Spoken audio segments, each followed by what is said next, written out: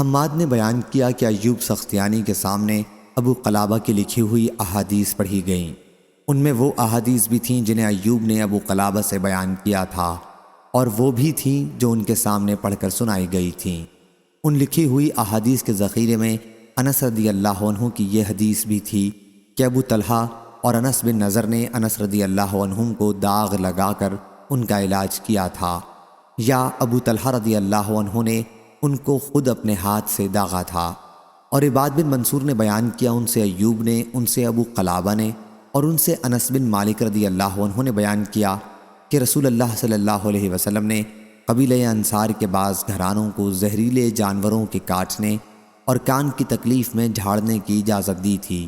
تو انس رضی اللہ عنہ نے بیان کیا کہ ذات الجم کی بیماری میں مجھے داغا گیا تھا